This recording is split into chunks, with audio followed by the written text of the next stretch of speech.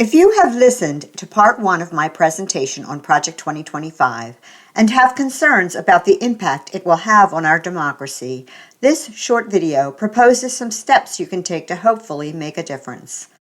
My first suggestion is to learn more about what was presented. If you are questioning what was presented or want to understand more, I suggest researching the topic. In my introduction to the Project 2025 presentation series, I talked a little about the need to and ways to evaluate your news sources to ensure that you are getting facts. This applies anytime you are researching something that impacts your decision making. Making sure you are getting factual information and not just being manipulated is crucial. And getting news from a variety of reputable, unbiased sources is always a good idea. Using multiple, reliable sources allows for a more comprehensive understanding of events and serves as a means of verifying facts. Also, please share what you have learned with people who may not be as informed about what is going on and about what Project 2025 is calling for. There are many opportunities to get involved in the fight to protect our democracy. Communicating with your representatives to let them know your opinion on what is going on in the government is a critical part of our democracy. They are elected by us to represent us, and they need to know where we stand on major issues. When they get lots of calls on specific topics, they feel the pressure to act. After all, they want to be reelected. You can contact your representatives in various ways, including calling them, sending a letter, or communicating through their government websites. There are many groups that are taking action to protect democracy and our freedoms, such as Indivisible, Women's March, Represent Us, Red, Wine, and Blue, Common Cause, League of Women Voters, and many more. Joining a group of like-minded people for a common cause is beneficial in many ways. It provides an opportunity to meet new people, share ideas and frustrations, learn, and participate in constructive efforts to achieve a common goal. During election periods, you will see signs for specific candidates on people's lawns. That is certainly something to consider doing. But there are also signs available to show your support for defending democracy or your concern about what is happening. Putting a sign out might prompt your neighbors to start thinking more about what is happening. Participating in a phone bank is another activity to consider. Groups organize phone banks to contact voters on important issues with a request that the voter take specific action. Based on my experience, the systems used in the phone banking process automatically dial the voter and include a script and a way to record responses. The organizer provides training before you start calling. Postcarding is another way to keep people informed. Organizers of postcarding campaigns will provide you with the postcards, lists or labels of people to whom they want you to send the postcards, and instructions. You would generally be responsible for the postage.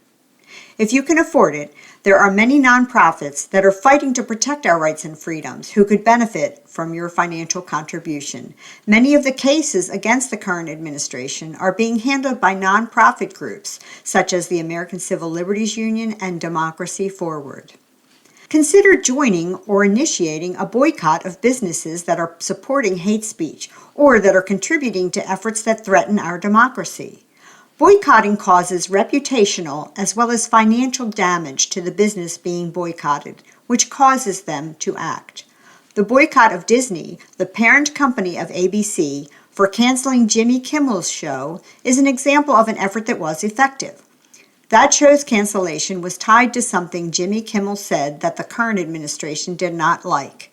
Our government is not supposed to control our speech. The First Amendment guarantees us the right to free speech, and free speech is required to ensure our access to factual information. People recognized the threat that canceling a show based on the government's wishes was to our rights and to democracy, and millions canceled their Disney and Hulu subscriptions. As a result of the Disney boycott, company management reversed its decision to cancel Jimmy Kimmel's show, and hopefully a message was sent to networks and the government. Laws can be implemented at a local and state level to protect your rights and freedoms.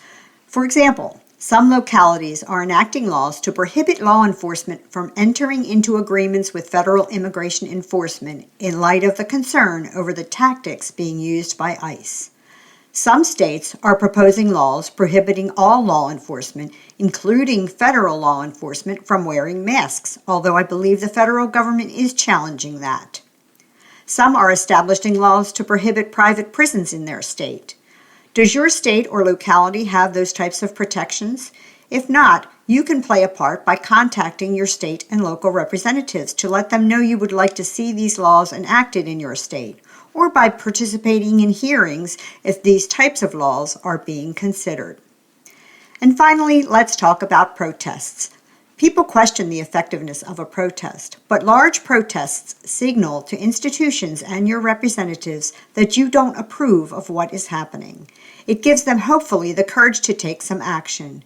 It also gives others in your community the courage to get involved. Lots of great conversations can occur when you are with a group of people who are together supporting a common cause. It can be very uplifting. One study, conducted by political scientists Erica Chenoweth and Maria Stephan, indicates that when 3.5% of a population actively engages in sustained, nonviolent resistance, it becomes virtually impossible for the government to ignore their demands for transformative change. Consider becoming part of that 3.5%. I also want to suggest you consider how you respond to things that are occurring around you as a result of the actions that the current administration is taking. A lot of what is being done right now is potentially unconstitutional, and certain actions, in my opinion, are just plain inhumane. Many organizations, unfortunately, are just complying with what the executive office of the current administration wants. For example, many eliminated DEI programs, even though these programs are not illegal. Maybe your school removed books from its library. Maybe your local police have agreed to help immigration enforcement despite the concern over the tactics used by ICE. If you see actions that you disagree with, consider talking to or sending a letter to the people in charge. Writing a letter to the editor of your local newspaper is an opportunity to communicate your concerns to others. There may also be organizations that are helping members in your community who are being negatively impacted by what is going on. Consider volunteering for one of those organizations.